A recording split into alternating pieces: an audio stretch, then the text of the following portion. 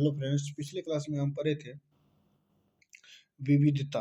आज हम पढ़ेंगे विविधता एवं भेदभाव। यानी सीटेट एसएसटी पेपर 2 के लिए हम तैयारी कर रहे हैं। विविधता एवं भेदभाव एनसीईआरटी का हम क्लास करेंगे। तो चलिए आगे पढ़ते हैं। आगे है, पिछले पाठ में अपने विविधता के बारे में पढ़ा। कई बार जो लोग दूसरों से अलग होते हैं उन्हें चिढ़ाया जाता है, उनका मजाक उड़ाया जाता है या फिर उन्हें कई गतिविधियों या समूहों में शामिल नहीं किया जाता। अगर हमारे दोस्त या दूसरे लोग हमारे साथ ऐसा व्यवहार करें तो हमें दुख होता है, गुस्सा आता है और हम असहाय महसूस करते हैं। यदि हमको कोई चिढ़ाएगा तो स्वाभाविक है हमको गुस्सा तो आएगा ही। क्या आपने कभी सोचा है कि ऐसा क्यों होता है? यह आप चिंतन कीजिए। इस पाठ में हम यह सीखने की कोशिश करेंगे कि ऐसे अनुभव हमारे समाज से और हमारे आसपास मौजूद असमानताओं से कैसे जुड़े हैं। तो इनके बारे में हम पढ़ेंगे। चलिए पढ़ाई को स्टार्ट करते हैं। हम क्या हैं और हम कैसे हैं, यह कोई चीज़ पर निर्भर करता है। यह कई चीज़ पर क्या करता है? निर्भर करता है। हम कैसे रहते हैं, कौन सी भाषाएं बोलते हैं, क्या खाते हैं, क्या पहनते हैं, कौन से खेल खेलते हैं और कौन से उत्सव मनाते हैं, इन सब पर हमारे रहने की वजह के भूगोल और साहित्य इतिहास का असर पड़ता है। इस पर भूगोल और इतिहास का असर पड़ता है कि हम कैसे रहते हैं, क्या खाते हैं, क्या पहनते हैं, इन पर भूगोल और इतिहास का असर पड़ता है। अगर आप संक्षेप में ही निम्नलिखित बिंदुओं पर ध्यान दें तो भी यह अंदाजा लग जाएगा कि भारत कितनी विविधताओं वाला देश है।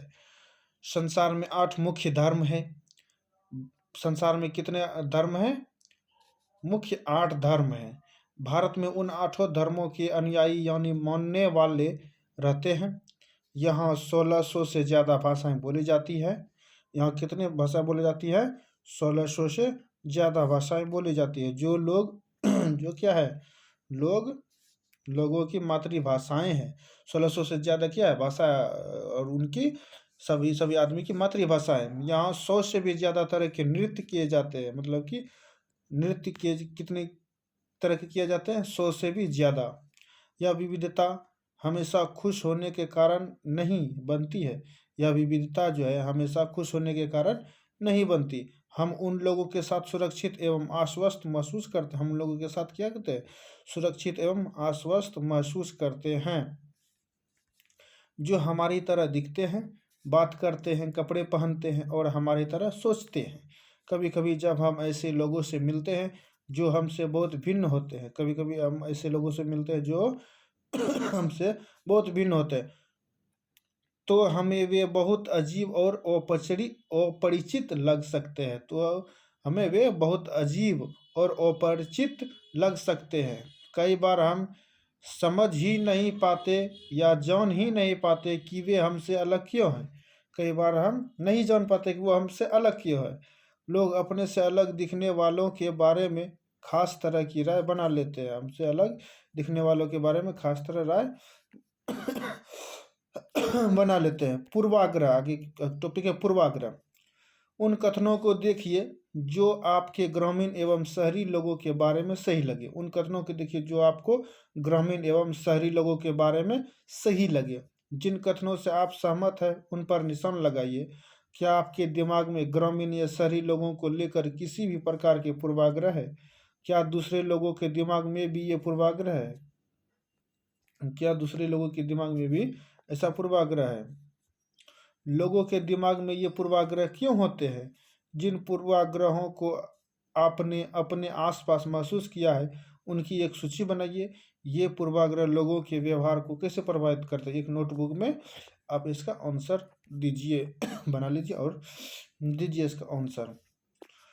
चलिए आगे का टॉपिक ग्रामीण लोग। आधे से ज़्यादा भारतीय गांवों में रहते हैं। कहाँ रहते हैं? गांवों में रहते हैं। गांवों के लिए गांवों के लोग आधुनिक प्रौद्योगिकी का इस्तेमाल करना पसंद नहीं करते। गांवों के लोग जो हैं आधुनिक प्रौद्योगिकी का इस्तेमाल करना पसंद नहीं करते हैं। फसल की बुवाई और कटाई के समय परिवार के लोग खेतों में 12 से 14 घंटे तक काम करते रहते हैं। ग्रामीण लोग काम की तलाश में शहर की ओर स्थानांतरण करने को बाध्य होते हैं। गांव के लोग जो है अपने काम की तलाश में कहाँ जाते हैं? शहर की लोग जाते हैं, शहरी लोग। शहरी जीवन बड़ा आसान होता है। यहाँ के लोग बिगड़े हुए और आलसी होते हैं। शहर के लोग क्या होते हैं? बिगड़े हुए और आलसी होते हैं। शहरों में लोग अपने परिवार के सदस्यों के साथ बहुत कम समय बिताते हैं। शहर में जो लोग होते हैं वे अपने परिवार के सदस्यों के साथ बहुत ही कम समय बिताते हैं। शहरी लोग केवल पैसे की चिंता करते हैं, लोगों का नहीं। शहरी लोग जो है केवल किसकी चिंता करते हैं? पैसे की चिंता करते हैं, लोगों की नहीं करते। शहर में रहना बहुत ही महंगा पड़ता है। शहर में रहना क्या होता है? बहुत ही महंगा पड़ता है। लोगों की कमाई का एक बहुत बड़ा हिस्सा किराए और आने जाने में खर्च होता है। शहर में जो है और बहुत बड़ी बजट जो है एक हिस्सा आने जाने में खर्चा हो जाता है, खर्च हो जाता है, खर्च हो जाता है। चलिए आगे देखते हैं, पूर्वाग्रह बनाते हैं। हाँ, इनमें से कुछ कथन ग्रामीण लोगों को अज्ञानी की तरह देखते हैं। इनमें से कुछ कथन जो है ग्रामीण लोगों को अज्ञानी की तरह देखते हैं, जबकि शहर में रहने वाले लोगों को आलसी एवं सिर्फ पैसे से सरोकार रखने वालों की तरह दिखते हैं। सिर्फ पैसे से सरोकार रखने वाले की तरह दिखते हैं। जब हम किसी के बारे में पहले से कोई राय बना लेते हैं और उसे हम अपने दिमाग में बिठा लेते हैं तो वह पूर्वाग्रह का रूप ले लेती है। किसका रूप लेती है? पूर्वाग्रह का रूप ले लेती है। ज्यादातर यह राय नकारात्मक होती है, जैसा कि कथनों में दिया गया है। लोगों को आलसी या कंजूस मानना भी पूर्वाग्रह है। लोगों को आलसी मानना या कंजूस मानना भी पूर्वाग्रह ही है। पूर्वाग्रह में ये आते हैं। जब हम ये सोचने लगते हैं कि किसी काम को करने का कोई एक तरीका ही सबसे अच्छा और सही है, तो हम अक्सर दूसरों की इज्जत नहीं कर पाते जो उसी काम को दूसरी तरह से करना पसंद करते हैं। जब हम ये सोचने लगते हैं कि किसी काम को करने का कोई एक तरीका ही सबसे अच्छा है और सही है, तो हम अक्सर दूसरों का इज्जत नहीं कर पाते जो उसी काम को दूसरी तरह करना पसंद करते हैं। मतलब दूसरे की इज्जत हम नहीं कर सकते जो कि दूसरी तरह से वो कम करते हैं। उदाहरण के लिए अगर हम सोचें कि अंग्रेजी सबसे अच्छी भाषा है और दूसरी भाषाएं महत्वपूर्ण नहीं है, तो हम अन्य भाषाओं को बहुत नकारात्मक रूप से देखेंगे। जब हमें इजी इंग्लिश लगेगा तो हम दूसरे लैंग्वेज को नहीं देख सकते। इसका कारण यही है। परिणाम स्वरूप हम उन लोगों की शायद इज्जत नहीं कर पाएंगे जो अंग्रेजी के अलावा अन्य भाषाएं बोलते हैं। मतलब उसका इज्जत हम नहीं कर पाएंगे जो अंग्रेजी छुड़ाकर दूसरा कोई चीज़ लैंग्वेज बोलता है। हम कई चीज़ों के बारे में पूर्वाग्रह हो सकते हैं। लोगों के धार्मिक विश्वास, उनकी चमड़ी का रंग, जिस क्षेत्र से वे आते हैं, जिस तरह से वे बोलते हैं, जैसे कपड़े वे पहनते हैं इत्यादि।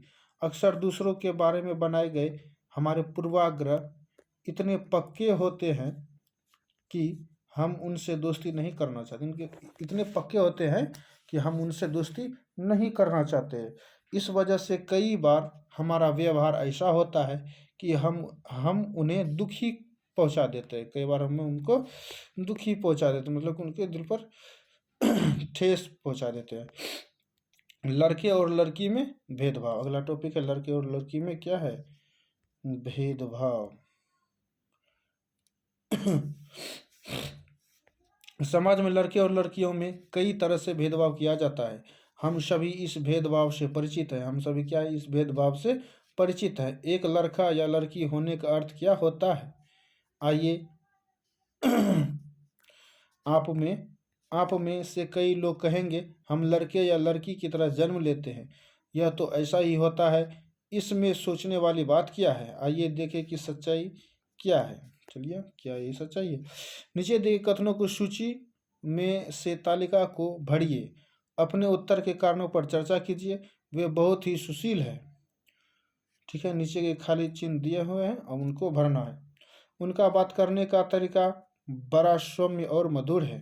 उनका बात करने का तरीका बड़ा सौम्य और मधुर है। वे शारीरिक रूप से बलिष्ठ है, वे शरारती है, वे नृत्य करने और चित्रकारी में निपुण है, वे रोते नहीं, वे उद्यमी है, वे खेल में निपुण है, वे खेल में क्या है? निपुण है, वे खाना पकाने में निपुण है, वे भावुक है। यहाँ देखिए, लड़का के लिए ये क्या सब बढ़ेगा, आप कमेंट कीजिए। और लड़की के लिए क्या बनाएगा, ये खाना पकाने में जो है निपुण है, ये सब इसी में बढ़ाएगा। ये देखिए, लड़के और लड़कियां हैं। चलिए आगे की ओर पढ़ते हैं। लोग जो है तरह तरह की बातें करते हैं। मैं लंगड़ाता हूँ, मेरी बोली लड़खड़ाती है। इसके इसके अलावा और भी बहुत कुछ। मैं लड़खड़ाता हूँ और मुझे लंगड़ा बोली जाती है। कभी कभी मैं उदास हो जाता हूँ तो कभी दुखी। लोग मेरा मजाक उड़ाते हैं, यह नई बात नहीं है। अगर तुम मेरी जगह होते तो क्या करते, अगर आप इसकी जगह होते तो क्या करते हैं। ये कह रहा है। तुम दूसरों से कितनी अलग दिखती हो। मैं एक इंसान हूँ, मुझे शर्म आती है। घूरती आंखों में मैं छिप जाना चाहती हूँ। मैं घूरती आंखों में छिप जाना चाहती हूँ। ये दीक्षा आगे क्या कहता है। सिर्फ इसलिए कि मेरी टांगें डगमगाती है, लोग सोचते हैं कि मेरा दिमाग भी डगमगाता है। सिर्फ मेरी टांगें ही डगमगाती है। ऊपर के चित्रों में जो जो बच्चे हैं उन्हें पहले विकलांग कहा जाता था। इस शब्द को बदलकर आज के लिए जो शब्द का प्रयोग किए जाते हैं वे है खास ज़रूरतों वाले बच्चे। विकलांग की जगह क्या यूज होता है, खास ज़रूरतों वाले बच्चे। उनके बारे में लोगों के पूर्वाग्रहों को यहाँ बड़े अक्षरों में दिया गया है। साथ में उनकी अपनी भावनाएं और विचार भी दिए गए हैं। ये बच्चे अपने से जुड़ी रूढ़िबद्ध धारणाओं के बारे में क्या कह रहे हैं और क्यों, इस पर चर्चा कीजिए। इस पर एक नोटबुक पर आप चर्चा करके लिखिए। आपकी राय में क्या खास ज़रूरतों वाले बच्चे को सामान्य स्कूल में पढ़ना चाहिए या उनके लिए अलग स्कूल होने चाहिए। आप अपने जवाब पक्ष में तर्क दीजिए। इनको अपने जवाब में तर्क दीजिए। अगर हम इस कथन को लें कि वे रोते नहीं, तो आप देखेंगे कि यह गुण आमतौर पर लड़कों या पुरुषों के साथ जोड़ा जाता है, क्योंकि लड़के रोते नहीं हैं। बचपन में जब लड़कों को गिर जाने पर चोट लग जाती है तो माता पिता एवं परिवार के अन्य सदस्य अक्सर यह कहकर चुप कराते हैं कि रो मत, तुम तो लड़के हो। लड़के बहादुर होते हैं, रोते नहीं हैं। जैसे जैसे बच्चे बड़े होते जाते हैं वे वह विश्वास करने लगते हैं कि लड़के रोते नहीं हैं। यहाँ तक कि अगर किसी लड़के को रोना आए भी तो वह अपने आप को रोक लेता है। ऐसे में किसी लड़के को अगर रोना आता है तो वह अपने आप को रोक लेता है। लड़का यह मानता है कि रोना कमजोरी की निशानी है। हालांकि लड़कों और लड़कियों दोनों का कभी कभी रोने का मन करता है। लड़के को भी रोने का मन करता है और लड़की को भी रोने का मन करता है, खासकर जब उन्हें गुस्सा आए या दर्द हो। लेकिन बड़े होने तक लड़के सीख जाते हैं या अपने को सिखा लेते हैं। लड़के सीख जाते हैं या अपने को क्या करते हैं, सिखा लेते हैं कि रोना नहीं है। अगर एक बड़ा लड़का रोए तो उसे लगता है कि दूसरे उसे चिढ़ाएंगे या उसका मजाक बनाएंगे, उसका क्या बनाएंगे, मजाक बनाएंगे। इसलिए वह दूसरों के सामने रोने से अपने आप को रोक लेता है और दूसरों को रोक लेता है।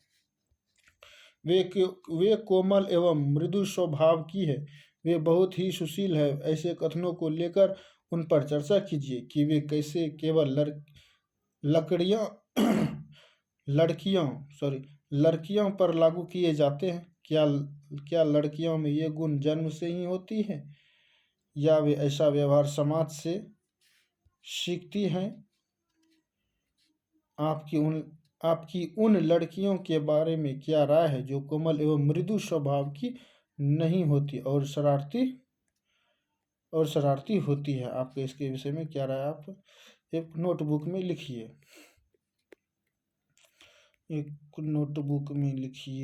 रूढ़िबद्ध धारणा। हम लगातार यह सुनते रहते हैं कि लड़के ऐसे होते हैं और लड़कियां ऐसी होती हैं।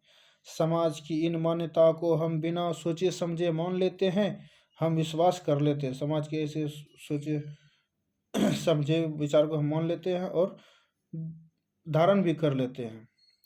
कि हमारा जीवन व्यवहार के अनुसार ही होना चाहिए। हम सभी लड़कों और लड़कियों को उसकी उसी छवि के अनुरूप देखना चाहते हैं। हम लड़कियों को उसी छवि के अनुरूप देखना चाहते हैं। रूढ़िबद्ध धारणाएं बनाना, रूढ़िबद्ध धारणाएं बनाना। जब हम सभी लोगों को एक ही छवि में बांध देते हैं या उनके बारे में पक्की धारणा बना लेते हैं तो उसे रूढ़िबद्ध धारणा कहते हैं। किसी को एक ही काम में बांध लेना रूढ़िबद्ध धारणा कहलाता है। कई बार हम किसी खास देश, धर्म, लिंग के होने के कारण किसी को कंजूस, अपराधी या बेवकूफ़ ठहराते हैं। ऐसा दरअसल उनके बारे में मन उनके बारे में मन में एक पक्की धारणा बना लेने के कारण होता है।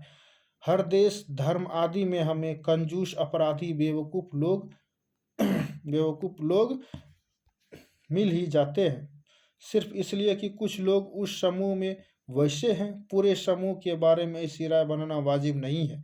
इस प्रकार की धारणाएं हमें प्रत्येक इंसान को एक अनोखे और अलग व्यक्ति की तरह देखने से रोक सकती है, एक अलग व्यक्ति की तरह देखने से रोक सकती है। हम नहीं देख पाते कि उस व्यक्ति के अपने कुछ खास गुण और क्षमताएं हैं जो दूसरे से अलग है, जो कि दूसरे से बहुत अलग है। रूढ़िबद्ध धारणा बड़ी संख्या में लोगों को एक ही प्रकार के खांचे में जड़ देती है। जैसे माना जाता था कि हवाई जहाज उड़ाने का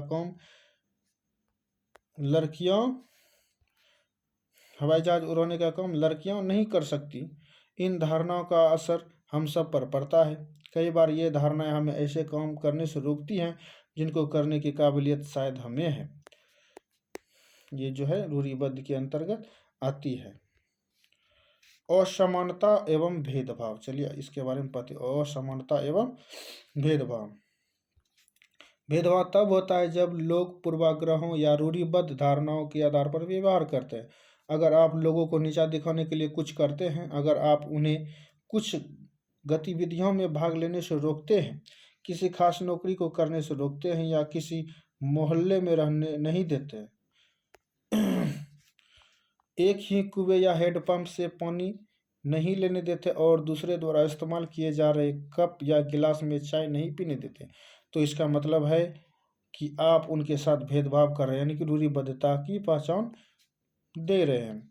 भेदभाव कई कारणों से हो सकता है। आप याद करें कि पिछले पाठ में समीर 1 और समीर 2 एक दूसरे से बहुत भिन्न थे। समीर 1 और समीर 2 एक दूसरे से क्या थे? बहुत अलग थे। उदाहरण के लिए उनका धर्म अलग था। एग्जाम्पल के लिए उनका धर्म भी अलग था। यह विविधता का एक पहलू, यह क्या है? विविधता का एक पहलू है, पर यह भेदभाव का कारण भी बन सकता है। तब ऐसा होता है जब लोग अपने से भिन्न प्रथाओं और रिवाजों को निम्न कोटि का मानते हैं। दोनों समीरों में एक और अंतर उनकी आर्थिक पृष्ठभूमि का था। समीर 2 गरीब विविधता का समीर 2 जो था गरीब विविधता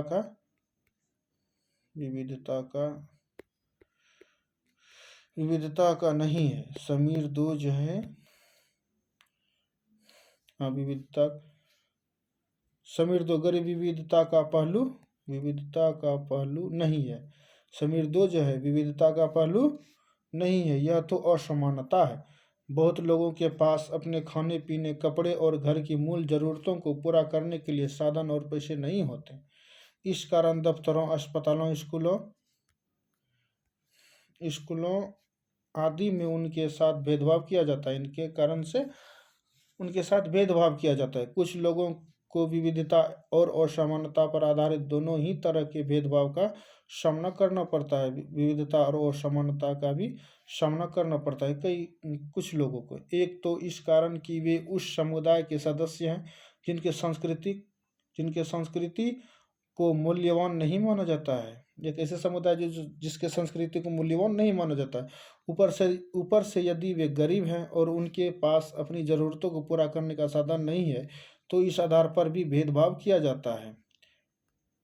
ऐसे भी भेदभाव किया जाता है। ऐसे दोहरे भेदभाव का सामना कई जनजाति लोगों, धार्मिक समूहों और खास क्षेत्रों के लोगों को करना पड़ता है। दलित वह शब्द है जो नीची कही जाने वाली जाति के लोग अपनी पहचान के रूप में इस्तेमाल करते हैं। नीची जाति के लिए दलित का उपयोग किया जाता है। वे इस शब्द को अछूत से ज़्यादा पसंद करते हैं। मतलब अछूत उसको अच्छा नहीं लगता था, यानी कि दलित उसको करना, दलित नाम से पुकारेंगे तो उनको बहुत अच्छा लगता है। दलित का मतलब है जिन्हें दबाया गया, कुचला गया। दलित का अर्थ क्या है? जिन्हें दबाया गया और कुचला गया। दलितों के अनुसार यह शब्द दर्शाता है कि कैसे सामाजिक पूर्वाग्रहों और भेदभावों ने दलित लोगों को दबा कर रखा है। सरकार ऐसे लोगों को अनुसूचित जाति के वर्ग में रखती है, अनुसूचित जाति के वर्ग में रखती है दलितों को।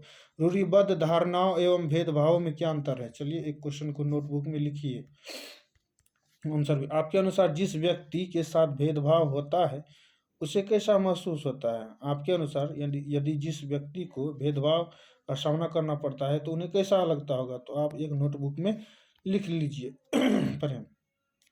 भारत के एक महान नेता डॉक्टर भीमराव अंबेडकर ने जाति व्यवस्था पर आधारित भेदभाव के अपने अनुभवों के बारे में लिखा। यह अनुभव उनको जो है 1901 में हुआ था। यह अनुभव उनको कितना ईस्वी में हुआ था? 1901 ईस्वी में हुआ था। वे महाराष्ट्र में कोरेगांव में अपने भाइयों के साथ पिता से मिलने आए थे। कहाँ मिलने आए थे? महाराष्ट्र में। और किस गांव में? कोरेगांव में अपने भाइयों के साथ पिता से मिलने आए थे। बड़ी देर हमने इंतजार किया पर कोई नहीं आया। 1 घंटा बीत गया तो स्टेशन मास्टर पूछने आ गए। उन्होंने हमसे हमारे टिकट मांगे जो हमने दिखा दिए। उन्होंने स्टेशन मास्टर ने टिकट मांगा और हमने टिकट दिखा दिया। उन्होंने पूछा कि हम वहाँ क्यों रुके हुए थे। हमने बताया कि हमें कोरेगांव जाना था और हम पिताजी या उनके नौकर के आने का इंतजार कर रहे थे, लेकिन दोनों में से कोई भी नहीं पहुँच पाया था और हमें पता नहीं था कि कोरेगांव कैसे पहुँचते हैं। हमने बहुत अच्छे कपड़े पहन रखे थे। हमने क्या थे? बहुत अच्छे कपड़े पहन रखे थे। हमारे कपड़ों और बोली से कोई भी यह अंदाज़ा नहीं लगा सकता था कि हम अछूतों के बच्चे हैं। मतलब कि बोली और जो कपड़े जो थे इनसे पता नहीं लगा सकते थे कि वे दलितों या अछूतों के बच्चे हैं। निश्चय ही स्टेशन मास्टर को यह लगा कि यह हम ब्राह्मण के बच्चे हैं और वे हमारी मुश्किल को देखकर बड़े परेशान हुए, जैसा कि हिंदुओं में होता ही है। स्टेशन मास्टर ने हमसे पूछा कि हम कौन हैं। बिना एक पल भी सोचे मेरे मुंह से निकल गया मेरे मुंह से निकल गया कि हम महार हैं। बम्बई प्रांत में महार समुदाय को अछूत माना जाता है। बम्बई में महार को अछूत माना जाता है। उनको एकदम से धक्का लगा। वे भौचक्के रह गए। उनके चेहरे पर अचानक परिवर्तन हुआ। हमने देख लिया कि एक अजीब सी घृणा की भावना उन पर हावी हो गया। जैसा ही उसने सुना उनके ऊपर घृणा की भावना हावी हो गया। उन्होंने जैसा ही मेरा जवाब सुना वे अपने कमरे में वापस चले गए और उसने जैसा स्टेशन मास्टर ने सुना और वे तुरंत वापस अपने कमरे में चले गए और हम वहीं के वहीं खड़े रह गए। 15-20 मिनट बीत गए। सूरज बिल्कुल छिप सा गया था। पिताजी आए नहीं थे और न ही उनका नौकर, और अब स्टेशन मास्टर भी हमें छोड़ के चले गए। हम काफ़ी घबराए। हम जो है काफ़ी घबराए। अरे और कहाँ गया जी?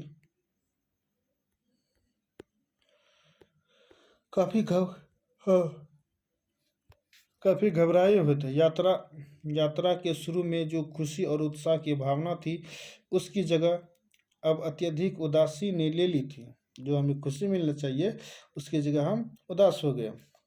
आधे घंटे के बाद स्टेशन मास्टर लौट कर आए तो पूछा कि हम क्या करने की सोच रहे हैं।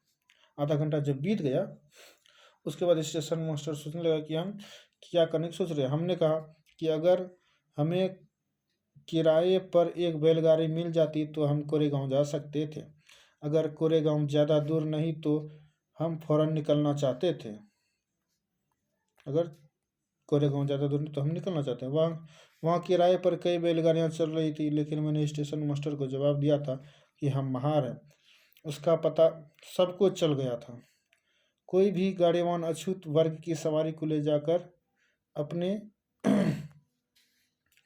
अपने आप को गंदा और नीचा नहीं बनाना चाहता था। हम दोगुना किराया देने को तैयार थे, पर हमें एहसास हुआ कि बात पैसे से नहीं बन सकती थी। स्टेशन मास्टर जो हमारे लिए गालिबानों से मोल तोल कर रहे थे मोल तोल कर रहे थे चुपचाप खड़े हो गए। समझ ही नहीं आ रहा था कि क्या करें। स्रोत doctor Bhimrao Ambedkar writing and speech speeches खंड 12 संपादन वसंत मून बम्बई शिक्षा विभाग महाराष्ट्र सरकार। ये इससे कहानी ली गई है। भीमराव अंबेडकर की कहानी ये उनसे ली गई है। देखिए, कल्पना करके देखिए कि यह कितना मुश्किल होगा कि अगर लोगों को एक जगह से दूसरी जगह जाने दिया जाए। यह कितना अपमानजनक और दुखदायी होगा अगर लोग आपसे दूर दूर रहें, आपको छूने से मना करें और आपको पानी भी पीने ना दें। बाप रे, देखिए कैसा कैसा सब घटना हुआ था जी। समानता के लिए संघर्ष। ब्रिटिश शासन से आज़ादी पाने के लिए जो संघर्ष किया गया था, उसमें समानता के व्यवहार के लिए किया गया संघर्ष भी शामिल था। दलित, औरतों, जनजाति लोगों और किसानों ने अपने जीवन में जिस गैर बराबरी का अनुभव किया, उसके खिलाफ उन्हें लड़ाई लड़नी पड़ी। जैसा कि पहले भी बात हुई, बहुत सारे दलितों ने संगठित होकर मंदिर में प्रवेश पाने के लिए संघर्ष किया। महिलाओं ने मांग की कि जैसे पुरुषों के पास अधिकार है उसे हमें भी दिया जाए। चलिए, छूट गया था भीमराव अम्बेडकर का। डॉक्टर भीमराव अम्बेडकर, उनका जन्म 1891 ईस्वी में और उनकी मृत्यु 1956 ईस्वी में हुआ। डॉक्टर भीमराव अम्बेडकर का जन्म 1891 ईस्वी में हुआ और मृत्यु 1956 ईस्वी में हुआ। डॉक्टर भीमराव को भारतीय संविधान के पिता एवं दलितों के सबसे बड़े नेता के रूप में जाना जाता है। भारतीय संविधान का पिता किसे कहा जाता है? डॉक्टर भीमराव अम्बेडकर को। डॉक्टर अम्बेडकर ने दलित समुदाय के अधिकारों के लिए लड़ाई लड़ी थी। उनका महार जाति में जन्म हुआ था। उनका जो है महार जाति में जन्म हुआ था, जो अछूत मानी जाती थी। महार लोग गरीब होते थे। महार लोग क्या होते थे? गरीब होते थे। उनके पास जमीन नहीं थी और उनके बच्चों को वही काम करना पड़ता था जो वे खुद करते थे। उन्हें गांव के बाहर रहना पड़ता था। महार जाति को गांव के बाहर रहना पड़ता था और गांव के अंदर होने की इजाज़त नहीं थी। गांव के अंदर जो है उनको रहने की इजाज़त नहीं थी। अंबेडकर अपनी जाति के पहले व्यक्ति थे जिसने अपनी कॉलेज की पढ़ाई पूरी की। भीमराव अम्बेडकर अपनी जाति के पहले व्यक्ति थे जिसने कि अपने कॉलेज में पढ़ाई पूरी की।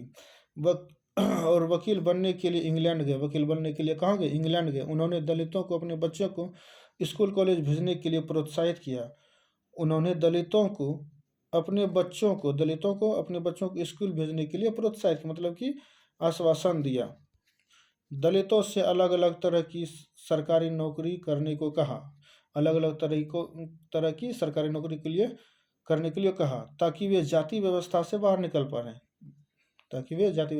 बाहर निकल पाए। दलितों के मंदिर में प्रवेश के लिए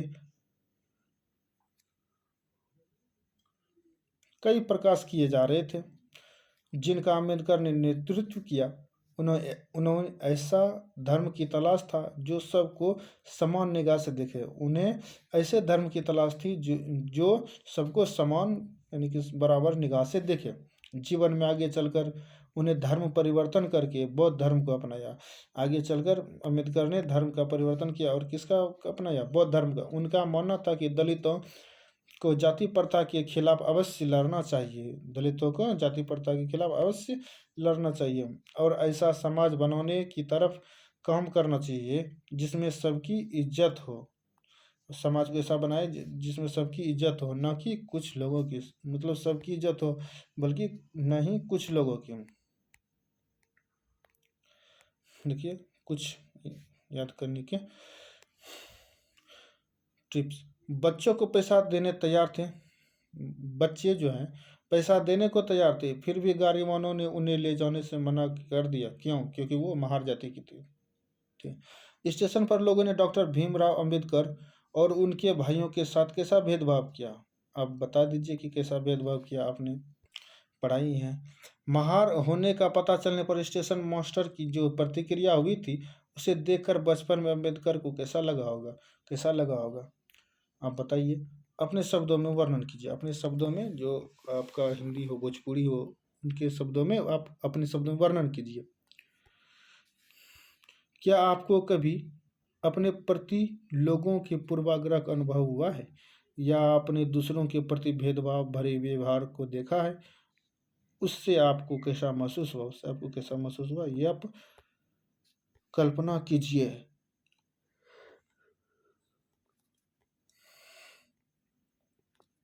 जैसे पुरुषों के पास देखिए, दलित के अलावा कई अन्य समुदाय हैं जिनके साथ भेदभाव किया जाता है। दलित के अलावा अन्य कई ऐसे समुदाय जिनके साथ भेदभाव किया जाता है। क्या आप भेदभाव के कुछ अन्य उदाहरण को सोच सकते हैं? तो बताइए। उन तरीकों पर चर्चा कीजिए जिनके द्वारा खास ज़रूरतों वाले बच्चे लोगों के साथ भेदभाव किया जा सकता है, खास यानी कि विकलांग के साथ किया जा सकता है। शिक्षा का अधिकार यानी कि पुरुषों का शिक्षा का अधिकार है, वैसे ही उन्हें भी अवसर मिले, वैसे उन्हें भी अवसर। किसानों और दलितों ने अपने आप को जमींदारों और उनकी ऊंची ब्याज की दर से छुटकारा दिलाने के लिए संघर्ष किया। 1947 में भारत जब आज़ाद हुआ और फिर एक राष्ट्र बना, 1947 में भारत जब क्या हुआ, आज़ाद हुआ और एक राष्ट्र बना, तो हमारे नेताओं ने समाज में व्याप्त कई तरह की असमानताओं पर विचार किया, कई तरह की असमानताओं पर विचार किया। संविधान को लिखने वाले लोग भी इस बात से अवगत थे कि हमारे समाज में कैसे भेदभाव किया जाता है। संविधान लिखने वाले भी कई नेता थे कि हमको कैसे भेदभाव किया जाता है, और लोगों ने इसके खिलाफ किस तरह संघर्ष किया है, और लोगों ने इसके खिलाफ किस तरह संघर्ष किया है। कई नेता इन लड़ाइयों के हिस्से थे, जैसे डॉक्टर अंबेडकर। इसलिए नेताओं ने संविधान में ऐसी दृष्टि और लक्ष्य रखा जिससे भारत में सभी लोगों को बराबर माना जाए। ये लक्ष्य किसने रखा है? डॉक्टर भीमराव अंबेडकर ने।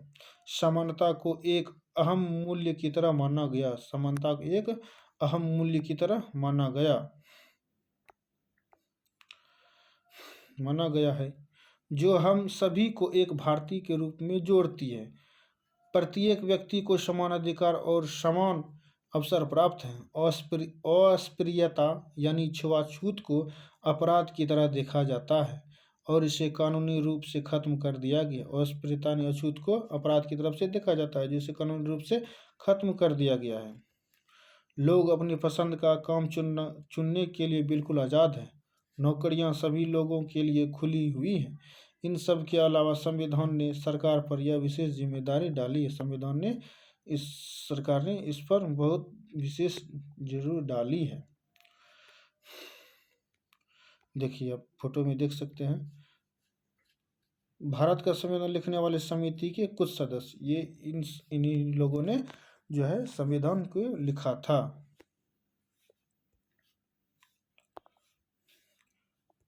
कि वह गरीबों और मुख्यधारा से अलग थलग पड़े गए समुदाय को इस समानता के अधिकार के फायदे दिलवाने के लिए विशेष कदम उठाए गए, जो कि था बहुत विशेष कदम उठाया गया था।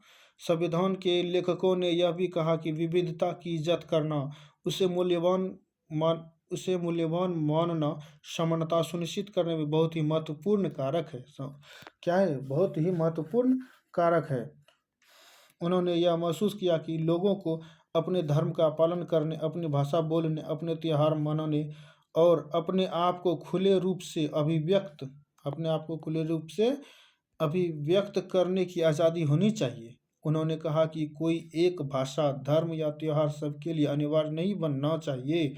उन्होंने कहा कि एक भाषा, धर्म या त्योहार सबके लिए अनिवार्य नहीं बनना चाहिए। एक भाषा जो है किसी के धर्म या किसी के त्योहार के लिए नहीं बनना चाहिए। उन्होंने जोर दिया कि सरकार सभी धर्म को बराबर मानेगी, सभी धर्म को बराबर मानेगी। इसलिए भारत एक धर्मनिरपेक्ष देश है, जहाँ लोग बिना भेदभाव के अपने धर्म का पालन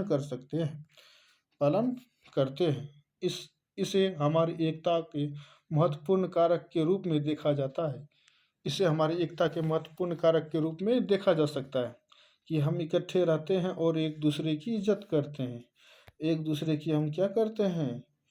इज्जत करते हैं, इकट्ठे रहते हैं और इज्जत करते हैं।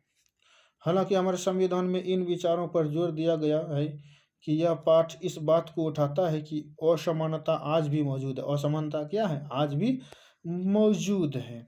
समानता वह मूल्य है जिसके लिए हमें निरंतर संघर्ष करते रहना होगा। भारतीयों के लिए समानता का मूल्य वास्तविक जीवन का हिस्सा बने, जो है वास्तविक जीवन का हिस्सा बने। क्या बने? भारतीयों के लिए समानता मूल्य जीवन का हिस्सा बने। क्या बने? मूल्य जीवन का हिस्सा बने। सच्चाई बने, हिस्सा बने, सच्चाई बने। इसके लिए लोगों के संघर्ष, अनेक आंदोलन और सरकार द्वारा उठाए जाने वाले बहुत कदम जरूरी है। जो क्या है? बहुत ही जरूरी है। ये देखिए संविधान, भारत का संविधान पहले कैसा लिखा गया था, देख लीजिए। संविधान का पहला पृष्ठ, जिसमें स्पष्ट कहा गया है कि सभी भारतीयों को समान प्रतिष्ठा और समान अवसर प्राप्त है। सभी भारतीयों को समान प्रतिष्ठा और समान अवसर प्राप्त है। चलिए, आज की क्लास में इतना ही। तो इसको नोट कर लीजिएगा। निम्नलिखित कथनों से मेल कराइए रूढ़िबद्ध धारणाओं को कैसी चुनौती दी जा रही है, तो इनके ऊपर चर्चा आप कर सकते हैं। वीडियो को रुकिए। तो आज की क्लास में इतना ही। जय हिंद, जय भारत।